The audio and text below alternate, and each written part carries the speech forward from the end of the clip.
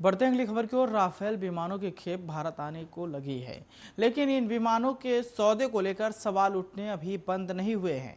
देश में चुनावी मुद्दा बनने से लेकर विपक्ष के तमाम आरोपों से गुजरते हुए राफेल सौदे को कोर्ट से हरी झंडी मिल चुकी है।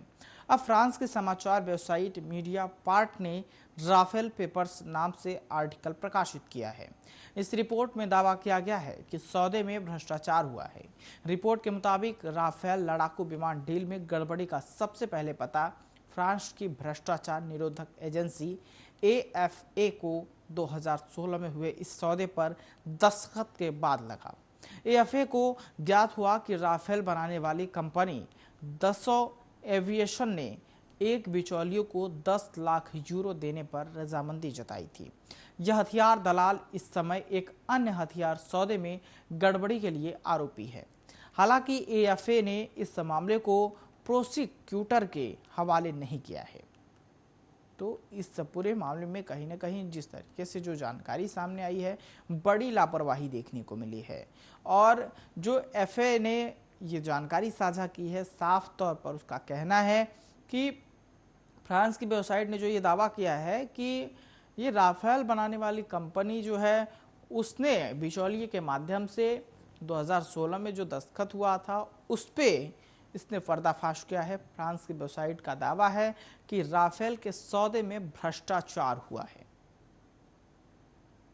और जिस तरीके से जानकारी सामने आई है, हालांकि अब जो जानकारी सामने आई थी पहले सौदे को लेकर, विमानों के सौदे को लेकर जो बवाल उठा था, सवाल उठा था, वो बंद नहीं हुआ था। और आज भी जब देश में चुनावी मुद्दा है तो इसी को मुद्दा बनाया जा रहा है। और विपक्ष के जो तमाम आरोपों से गुजर राफेल सौदे को लेकर कोर्ट से भी हरी झंडी मिल चुकी है। लेकिन जो फ्रांस की समाचार और वेबसाइट मीडिया पार्ट ने राफेल पेपर के नाम से आर्टिकल प्रकाशित किया है, उस रिपोर्ट में जो दावा किया गया है कि सौदे में भ्रष्टाचार हुआ है, तो कहीं ना कहीं इस पर भी सवाल या निशान खड़े हो रहे हैं कि रिपोर्ट के मुताबिक जो राफेल लड़ाकू विमान है उसकी डील में गड़बड़ी हुई है। तो आखिर ये गड़बड़ी हुई कैसे?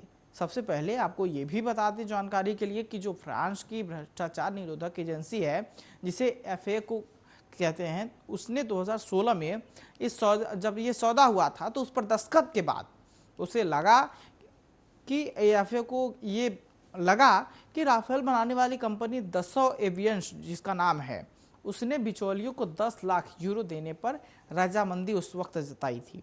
और यह हथियार जो है दलाल इस समय एक अन्य हथियार सौदे में गड़बड़ी के लिए आरोपी हैं।